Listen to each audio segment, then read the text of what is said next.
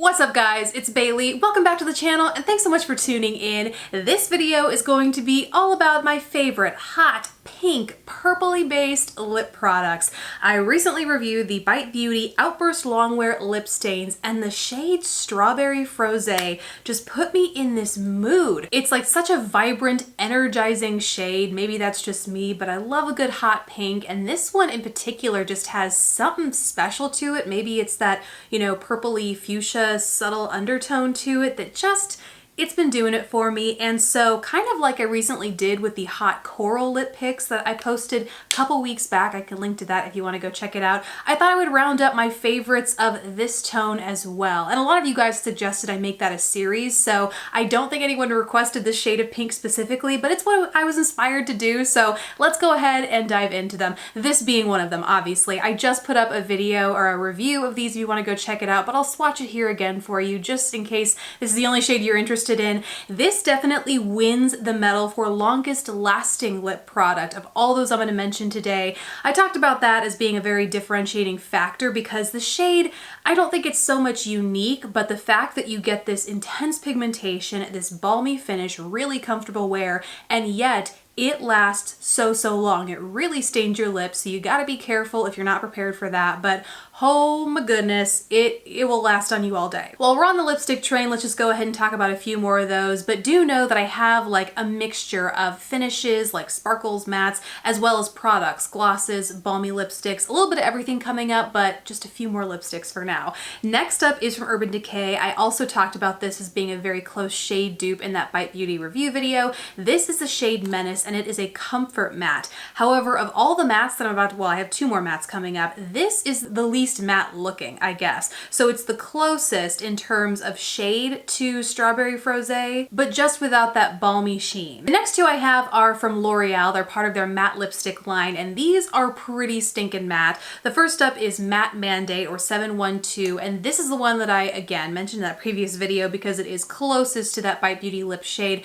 Has that same hot pink with a slightly purple undertone, but then as I was going through all of my lipsticks, I found the next one that I'm going to talk about, which is called Dutzen's Pink, and this is part of that collection exclusive. It's the shade where they came out, or the collection where they came out with shades of pinks or nudes for like celebrities. And so this is part of that collection, which I believe is still available. And this, in contrast to Matte Mandate, is more of a bright bubblegummy kind of pink. Still blue base, so it's going to make your teeth pop and look nice and white, but just looks a little bit more bright and bubblegummy as opposed to leaning towards that purple. Now moving into the balmier, a little bit sheerer formulas. This is actually what I'm wearing today, and it's part of the L'Oreal Coloris Shine collection. A formula that I'm really happy to get back to, by the way. It's one of those that once I was kind of done testing, swatching, I have a whole video up of the shades if you want to go see them, but once I was done with that, it was one of those where I like organized them away, and now because they're out of sight, they're out of mind, but in reality, it's such a good formula to come back to. They're so pigmented, but very hydrating and very healthy and balmy looking on the lips. So the shade that I picked is 920 Lacquered Strawberry,